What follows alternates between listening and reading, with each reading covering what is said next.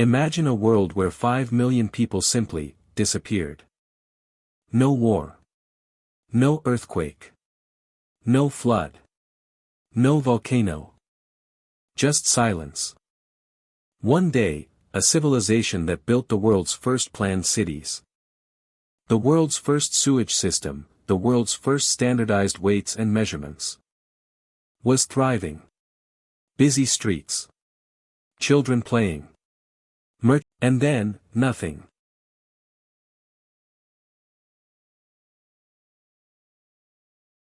The Indus Valley Civilization. More advanced than ancient Egypt. More advanced than ancient Mesopotamia. And yet, we cannot read their language. We do not know their kings' names. We do not know what happened to them. They left behind an entire world, and then vanished. And for over 100 years, historians, archaeologists, and scientists have asked the same terrifying question.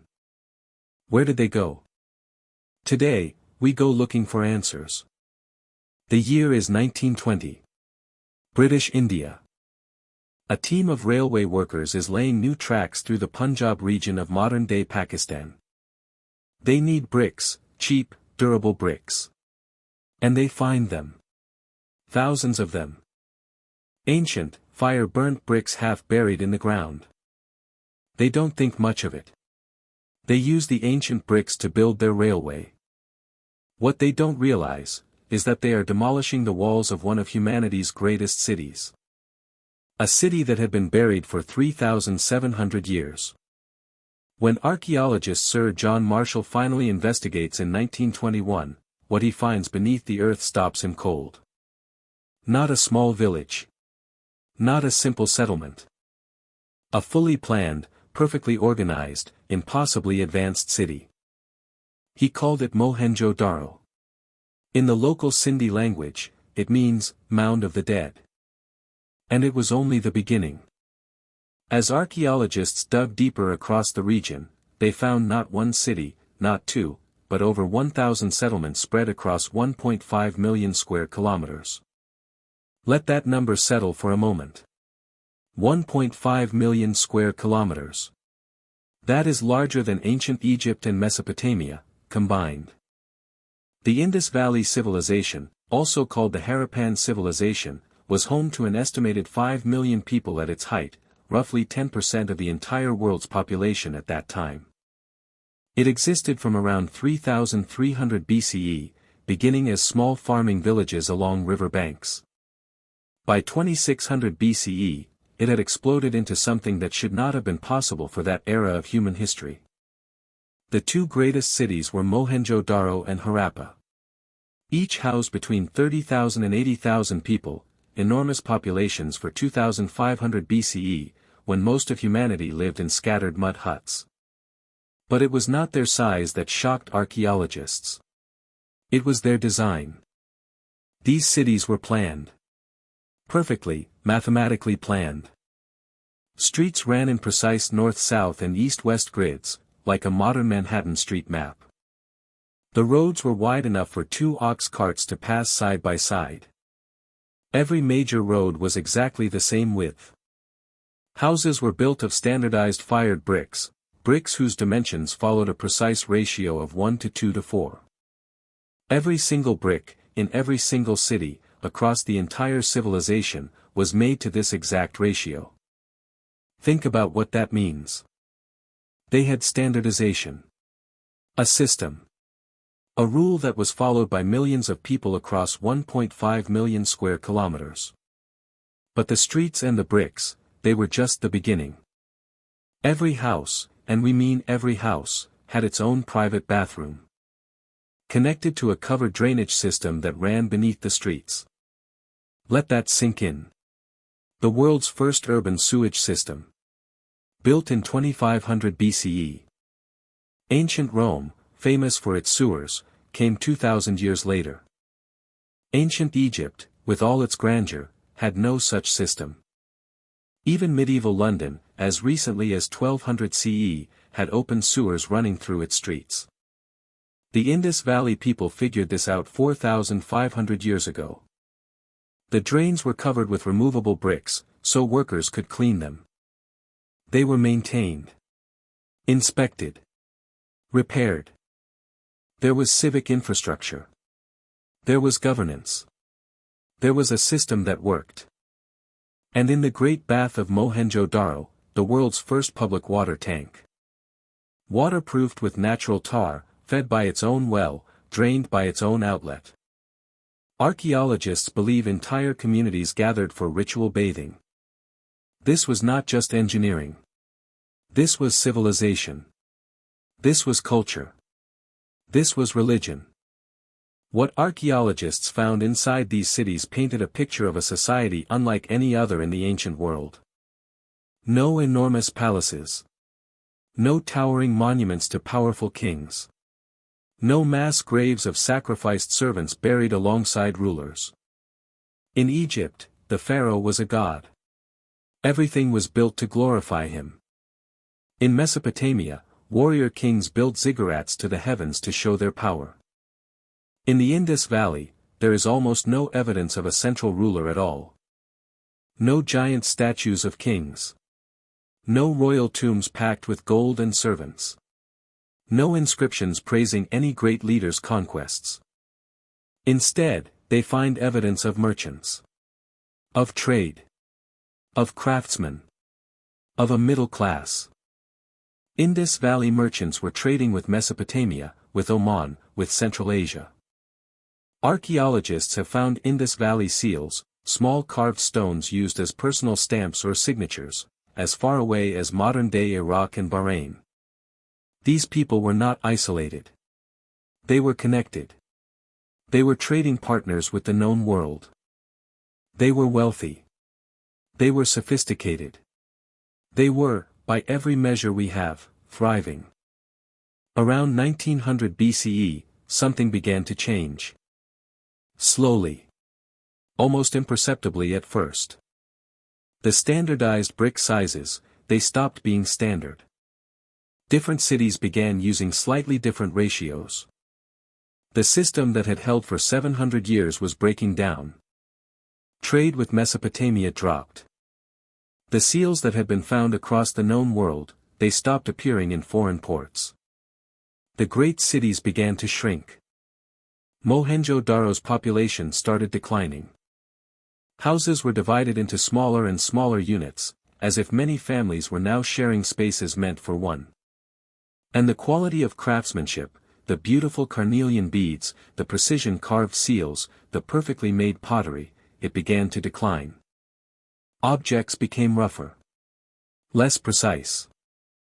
As if the craftsmen who knew the old ways were dying out, and their knowledge was not being passed on. By 1700 BCE, the great cities of the Indus Valley were empty. Not destroyed. Not burned. Not bombed into rubble. Just, empty. Doors left open. Cooking pots left on hearths. Tools left beside unfinished work. As if the people simply walked away one morning, and never came back. Archaeologists have found something heartbreaking at Mohenjo-Daro. In one area of the city, a group of skeletons. Men, women, and children, 44 in total, lying in the streets and in houses. Some were holding hands. Some were in positions suggesting they fell where they stood. These were not the remains of an executed population. There were no weapon marks. No signs of mass killing. These were people who simply died.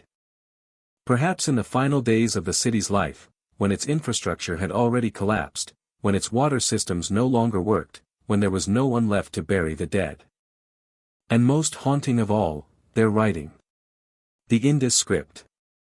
Over 400 symbols, found on thousands of seals and pottery fragments. After nearly a century of trying, we cannot read a single word of it. We do not know what language they spoke. We do not know the names of their gods. We cannot read their laws, their stories, their prayers, their histories. They wrote, and we cannot hear them. They vanished, and they left no explanation. For over 100 years, the greatest minds in archaeology, history, and science have looked at the evidence and proposed their answers. Here are the 4 leading theories, and why none of them fully explains what happened. This was the first explanation historians reached for. And for decades, it was the accepted answer. Around 1500 BCE, a new group of people called the Indo-Aryans migrated into the Indian subcontinent from Central Asia. They brought with them horses, chariots, new weapons, and a new language, Sanskrit, which became the root of Hindi, Urdu, and many other South Asian languages today. The theory was simple: the Aryans invaded. They destroyed the Indus cities. They killed or enslaved the Harappan people. End of story. There was even evidence. At Mohenjo-Daro, those 44 skeletons in the streets. British archaeologist Mortimer Wheeler pointed at them and declared, "Here is the evidence of conquest." But then, modern forensic analysis arrived. And Wheeler's invasion theory crumbled. Those 44 skeletons. They date to different time periods. They were not all killed at the same moment. And none of them showed any signs of battle wounds from weapons. Worse, no weapons. No arrows. No swords. No burned buildings from warfare.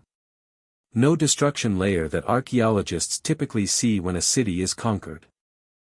The cities were not destroyed by invaders. Here is where the science gets truly fascinating, and deeply unsettling. The Indus Valley Civilization did not just depend on the Indus River.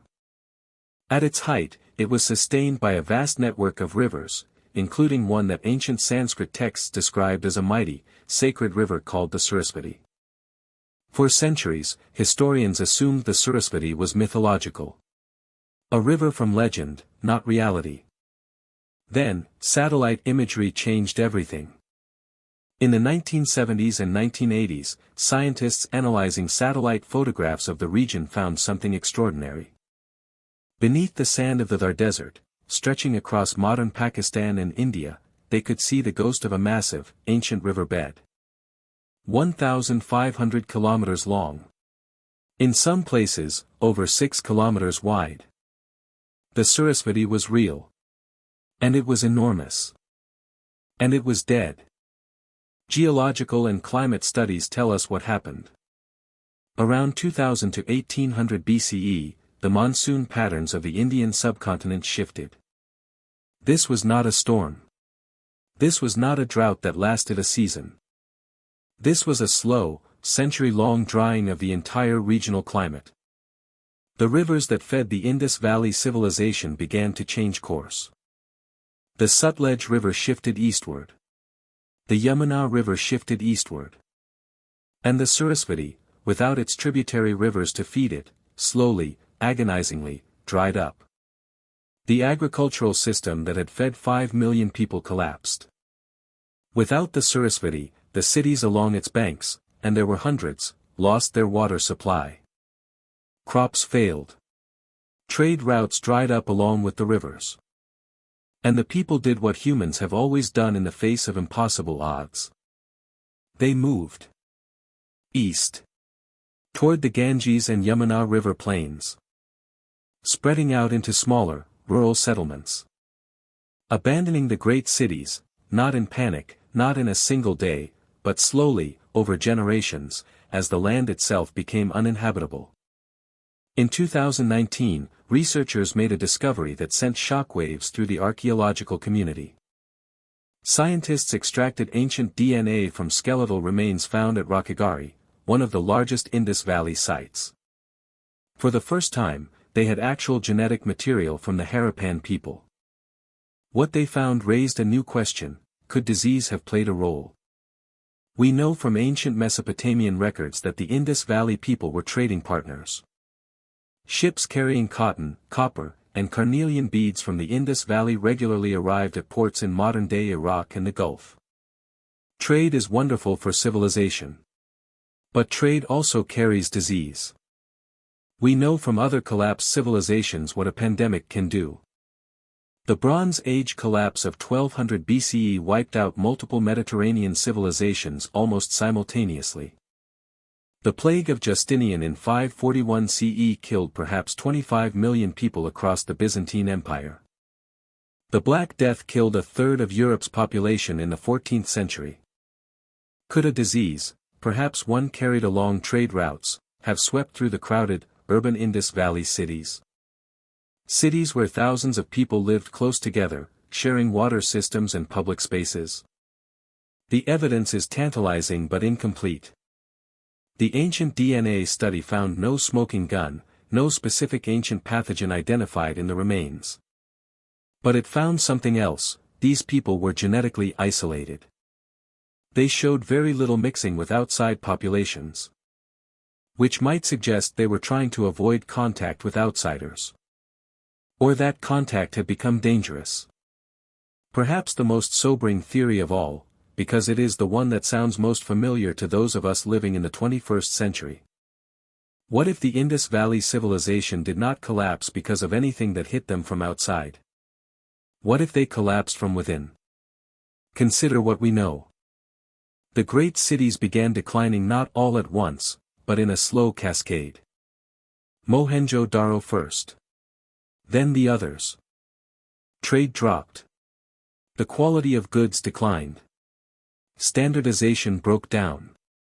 The civic systems that maintained the drainage, the roads, the public spaces, they stopped being maintained. What does it mean when a society stops maintaining its infrastructure? It means the people responsible for maintaining it are gone, or they no longer have the power or resources to do their jobs. It means the social contract, the agreement that people will work together for the common good, has broken down. Perhaps, as the climate shifted and food became scarcer, the wealthy merchant class that had run these cities hoarded their resources. Perhaps trade wars broke out between cities as cooperation became impossible.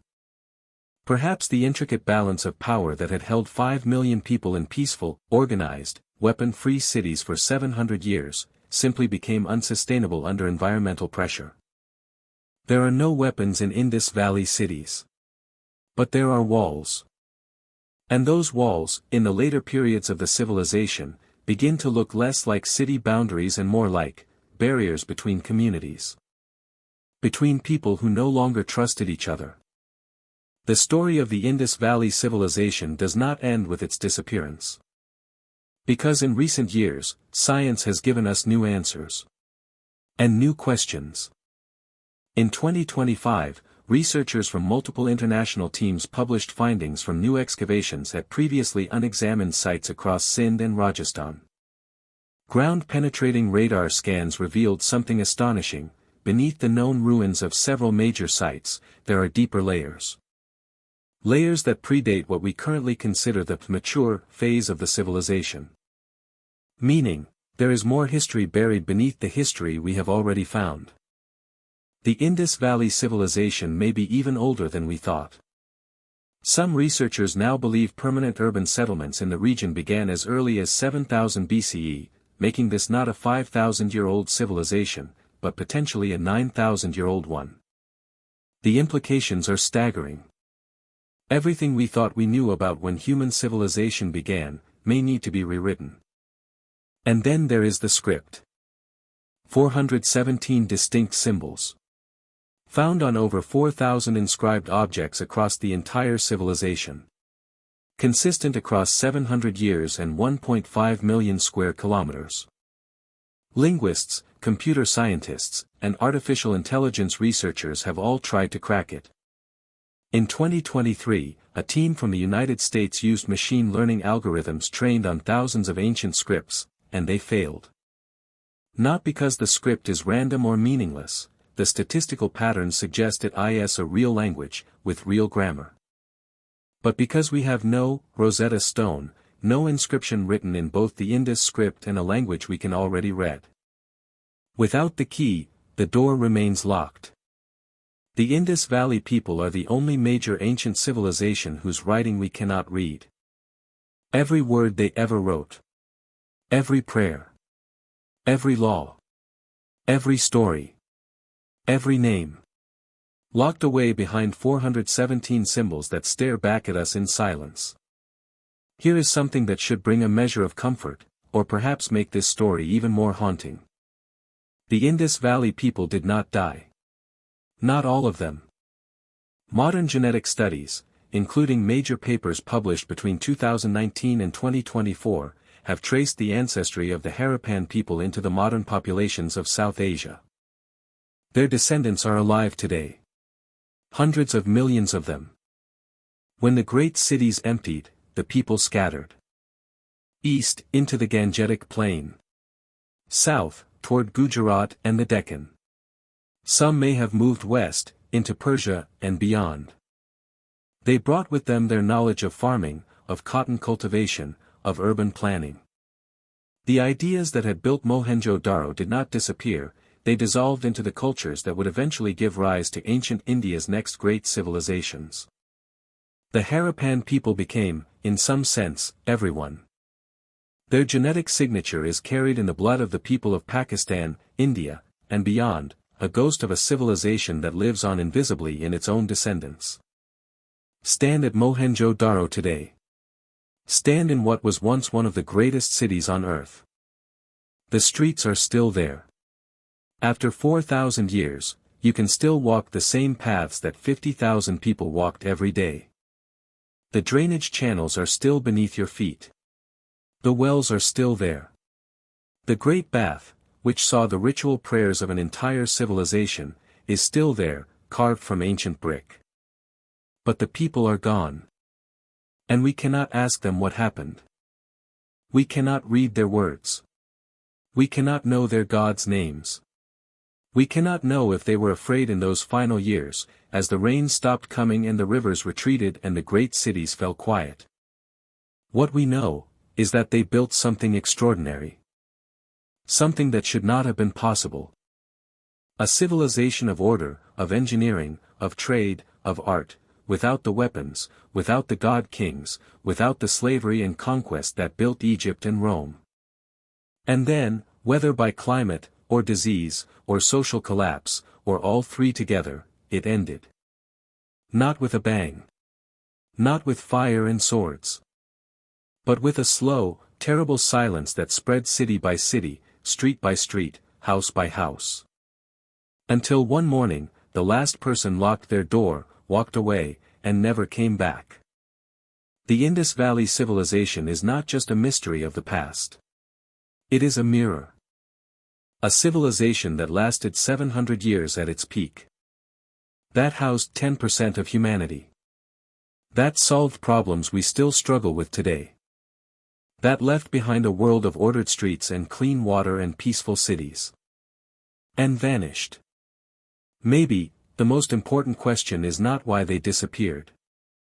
Maybe, the most important question is, what can we learn from them, before we do?